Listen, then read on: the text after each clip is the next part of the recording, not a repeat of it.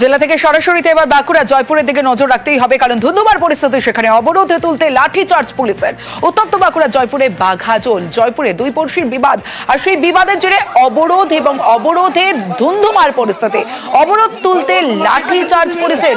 উত্তপ্ত বাঁকুড়া জয়পুরের বাঘাজল, জয়পুরে দুই পড়শির বিবাদের জেরে অবরোধ, বিষ্ণুপুর কতুলপুর রাজ্য সড়ক অবরোধ, বিক্ষোভ তুলতে লাঠি চার্জ পুলিশের।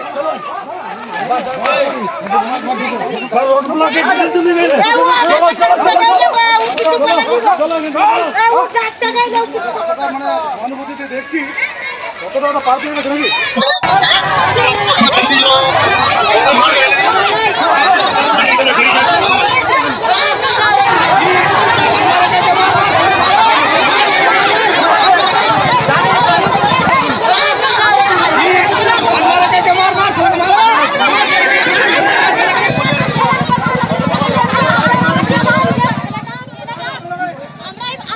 দেবব্রত রয়েছে, কথা বলবো দেবব্রতর সঙ্গে। দেবব্রত, দুই পড়শির বিবাদ এমন কোন জায়গায় পৌঁছলো যেখানে এই রকম পরিস্থিতি, রাজ্য সড়ক অবরোধ, যেখানে পুলিশ লাঠি চার্জ করলো, ধুন্ধুমার পরিস্থিতির সৃষ্টি হলো? তারপর যেমনটাই জানতে পারা যাচ্ছে, জয়পুর থানার যে বাঘাজল রয়েছে, এই বাঘাজলে দুই পরিবারের দীর্ঘদিন ধরে বিবাদ, পুরনো শত্রুতা।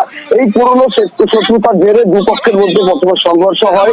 এরপরে এক পক্ষ যে জয়পুর থানায় লিখিত অভিযোগ জানায়, এরপরে জয়পুর থানার পুলিশ অপর পক্ষের একজন পুরুষ ও একজন মহিলাকে আটক করে জয়পুর থানায় নিয়ে যায়।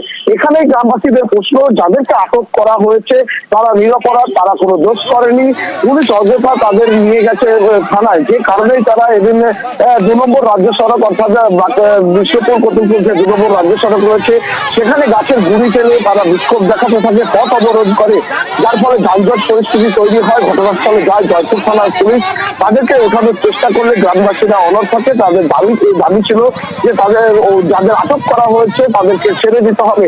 এরপরেই পুলিশ কিন্তু লাঠিচার্জ করে তাদের ছত্রভঙ্গ করার চেষ্টা করে, সেখান থেকে হটিয়ে দেয়। গ্রামবাসীদের অভিযোগ, তারা 10 থেকে 15 মিনিটের মধ্যেই অবরোধ খুলে দিয়েছিল, তারপরেও পুলিশ লাঠিচার্জ করেছে।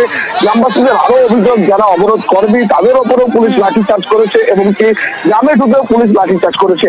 বেশ, যখন পুলিশ এসেছিল বিনাতে সবাইকে লাঠিচার্জ করছিল, তার জন্য তারপর গাড়ি অনেকজনকে নিয়ে গেছে, তার জন্য কথা করছিলাম। আজকে নিয়ে গেছে।